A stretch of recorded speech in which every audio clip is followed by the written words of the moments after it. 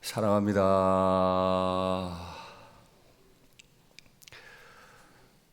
어머니 리브가는 77세 된 아들에게 외삼촌, 그러니까 어머니의 오빠 라반의 집으로 피해 있으라고 말해 주었습니다. 그래서 77세 된 아들은 어머니의 말을 듣고 그 노구를 이끌고 먼 땅 하란에까지 가서 외삼촌의 집으로 피했습니다. 그러나 외삼촌의 집에 피해 있던 지난 20년 동안 외삼촌은 자기를 피난처 되어주지 않았고 오히려 야곱을 착복했을 뿐입니다. 어머니의 아들 사랑은 참 컸지만 어머니의 믿음대로 되지는 않았습니다. 왜냐하면 사람에게 피난처는 사람이 될 수 없기 때문에 그렇습니다. 일시적으로 그늘이 되어줄 수 있을지 몰라도 사람의 마음은 변할 수밖에 없는 거죠. 야곱을 사실 외삼촌 라반이 좋아하긴 했습니다. 좋아했던 이유는 노동력 하나가 더 늘었기 때문이죠. 일 시킬 만한 남자가 하나 더 왔기 때문이에요. 그가 자신의 집을 위해서 노동을 해줄 수 있을 때는 반색을 했지만 그러나 더 이상 반색을 할 수 있는 이유가 사라져 버렸습니다. 그러자 외삼촌은 혈육의 정도 다 떼버리고 그를 끊임없이 속여 야곱의 노동력을 취하려 했을 뿐입니다. 그럼에도 우리가 어제 보았던 야곱의 기괴한 행동, 그 기괴한 행동을 통해서 야곱은 거부가 되었습니다. 야곱이 아버지를 피해 형을 피해 도망올 때 하나님은 야곱에게 재물의 복을 주겠다 약속하신 일이 없으세요. 그러나 그에게 큰 재물을 오늘 주신 이유는 그가 앞으로 12아들들을 기르고 그들을 믿음으로 조상으로 세울 때 필요했기 때문에 주신 것뿐 하나님은 그에게 재물의 복을 약속하신 일은 없으세요. 필요해서 채우신 거예요. 어제 보셨던 그 기괴한 일들, 단풍나무, 신풍나무, 버드나무 껍질 벗겨내고 그 앞에서 양과 염소들이 교미를 했다고 해서 그것들의 어떤 능력이 있어서 그 풍습과 미신의 능력이 있어서 된 것이 아니라 하나님이 그 일을 통해서라도 때가 되어서 야곱에게 재물을 주시기 원하셔서 주신 것뿐이죠. 야곱이 앞으로 할 고백 중에도 내가 지팡이 하나만 들고 이 강을 건넜나이다. 맞아요. 야곱은 사람을 피난처 삼아 지팡이 하나 들고 건넜지만은 진짜 피난처가 있으셨어요. 내가 너와 함께 하리라. 약속하셨던 베델의 하나님이 그와 함께 하셨던 거죠. 야곱은 외삼촌 라반의 집을 피난처 삼았지만 하나님은 결코 외삼촌 라반의 집이 피난처 될 수 없음을 아셨기에 그 중간에 찾아오셨던 거죠. 말을 그렇게 하신 건 아닙니다. 외삼촌 라반이 너의 피난처다. 그 말씀을 하신 건 아니에요. 그러나 분명히 알려주셨어요. 내가 너와 함께 할 거다. 널 떠나지 않을 거다. 77세 된 야곱은 알아야 했어요. 외삼촌이 피난처가 아니고 이런 박복한 인생을 도중에 찾아와 주신 하나님이 피난처였구나. 그걸 알고 하란에 도착할 수 있었습니다. 그리고 큰 거부가 됐죠. 거부가 된 이후로 야곱은 라반의 아들들, 그러니까 자신의 사촌들이죠. 사촌들이 하는 말을 듣게 됐습니다. 야곱이 내 아버지의 소유를 다 빼앗고 우리 아버지의 소유로 말미암아 이 재물을 다 모으게 되었다. 듣고 싶지 않은 말을 또 듣게 된 거예요.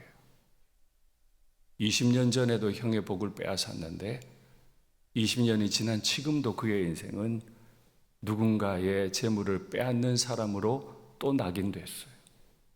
이제 100세가 다 됐습니다.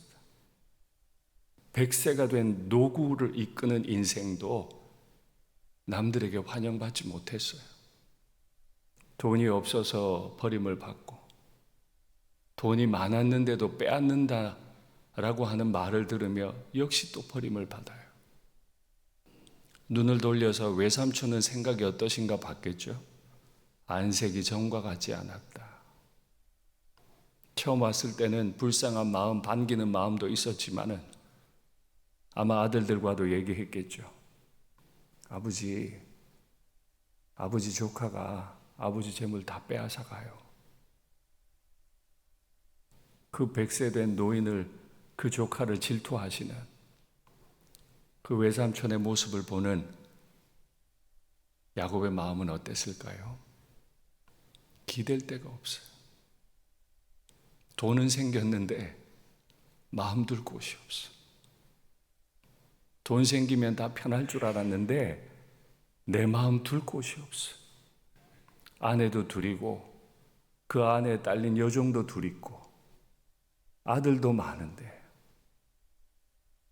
이곳이 내가 살 곳이 아니었던 거예요. 완전히 또 홀로예요. 가족이 많은데, 재물도 많은데 왜 그는 또 외로워지는 거죠? 다 가졌는데 왜 아무것도 가진지 못한 자 같이 되어버리는 거죠? 바로 그때, 내가 홀로 있는 그때 한 분이 찾아오세요. 바로 하나님이시죠. 남의 거 빼앗고 속이고 세상에서 가장 박복했던 인생, 20년 전 야곱을 찾아와 주셨던 하나님이 다시 야곱에게 오셨어요. 내 조상의 땅, 내 족속에게로 돌아가라. 내가 너와 함께 있으리라. 내가 홀로 있을 때 모든 것 가졌지만 아무것도 가지지 않은 자같이 되어버렸을 때, 누군가 내 피난처가 되어줄 수 있을 줄 알았지만 아무도 내 피난처가 될 수 없는 그때, 너의 조상의 땅, 다른 말로 하면 네 아버지 계신 곳, 그 브엘세바로 돌아가라. 돌아갈 수 있을까요? 그 많은 재물을 이끌고 100세가 된 노인이 그 먼 땅을 다시 갈 수나 있을까요? 강도를 만나진 않을까요? 외삼촌과 조카가 다시 다 빼앗으려고 들지는 않을까요? 내가 너와 함께 있으리라. 너의 돌아가는 길도 내가 너와 함께 하마 말씀하셨어요. 이 말은 20년 전에 하나님이 하셨던 말과 일치합니다.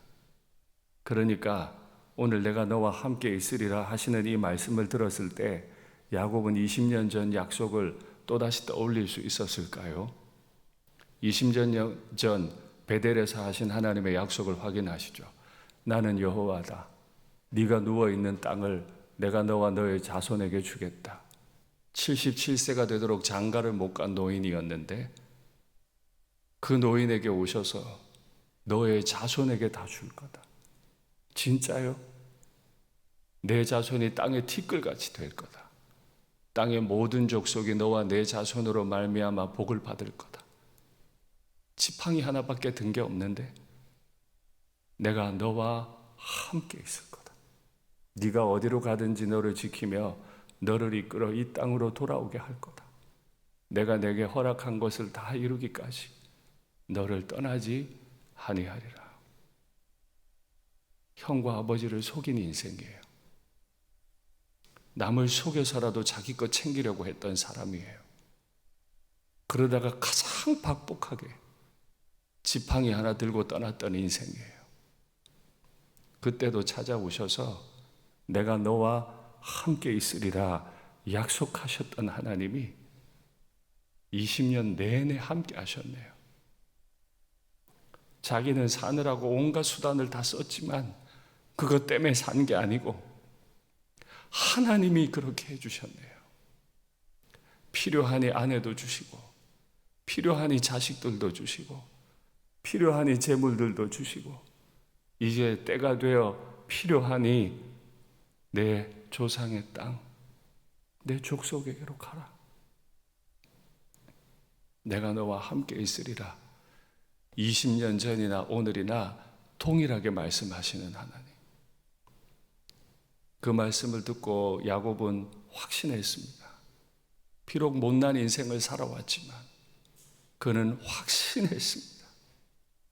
그리고 그 확신을 따라 들로 두 아내를 몰래 불러냈습니다. 그리고 말합니다.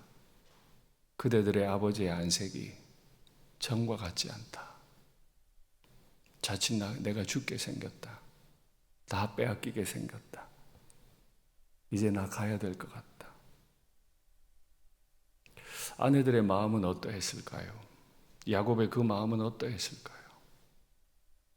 그러나 야곱의 마음이 흔들리지 않을 수 있는 이유는 20년 전에도 오늘도 동일하게 말씀하시는 하나님, 지팡이 하나밖에 든 게 없는 거짓말쟁이, 남들의 발목이나 잡는 인생, 그 인생도 결코 버리지 않으시는 20년 동안 함께 하시는, 아니 내가 뱃속에 있을 때부터 큰 자가 작은 자를 섬기리라 하신 약속을 그대로 100년간 이루어 오시는 하나님, 그 하나님이 나와 함께 계셨다라고 신앙 고백해요. 내 아버지의 하나님이 나와 함께 하셨다라고 자신의 아내들을 오히려 확신을 시켜줍니다. 그 먼 거리를 떠나는 게 쉬운 일이 아니지만, 평생 살았던 아버지의 품을 떠나는 게 쉬운 일은 아니지만, 내 아버지의 하나님이 나와 함께 하신다 라는 말로, 그 신앙 고백과 간증으로 두 아내들을 설득합니다. 그리고 야곱은 이제 떠나게 되지요. 맞아요. 아무도 나와 함께 할 수 없을 때, 홀로 남아있을 이때, 내가 홀로일 때조차도 여전히 나를 홀로 위로해 주시는 분, 내가 남들의 발목 잡는 인생일 때, 거짓말하는 인생일 때, 속이는 인생으로 살아올 때도 여전히 나와 함께 해주시는 분, 내게 두신 목적을 다 이루어내시는 분, 오늘도 그분에 대한 신앙 고백이 넘치면 좋겠습니다. 사람은 한 사람을 좋아하기도 해요. 그러다 싫어하기도 해요. 또 좋아지기도 했다가 또 싫어하기도 해요. 돈은 있다가도 없어지고 없어졌다가도 또 있고 그래요. 우리 마음도 똑같아요. 내가 어떤 사람은 좋아하지만 어떤 사람은 안 좋아해요. 어떤 사람이 안 좋았는데 좋아지기도 해요. 어떤 사람은 좋았는데 싫어지기도 해요. 내 주머니에 있던 돈이 사라지기도 하고 없던 돈이 생기기도 해요. 그렇게 가변적인 것에 피하려 하지 마시고 20년을 한결같이, 100년을 한결같이 홀로 내 옆에서 나를 위로하시고 내 피난처 되어주실 수 있는 바로 그 하나님, 그 하나님을 피난처 삼아 살아가는 우리가 되면 좋겠습니다. 말씀을 맺겠습니다. 나는 거짓말쟁이에요. 나는 남들의 발목 잡는 인생이에요. 박복하기 짝이 없는 인생이에요. 남들이 다 싫어할 만한 인생이에요. 그래도 하나님은 그때도 우리를 사랑하시는 분이십니다. 내 피난처가 되시는 분이십니다. 우리도 우리 자녀들도 이 신앙 가운데 살아가는 오늘 하루 우리의 인생이 되면 좋겠습니다.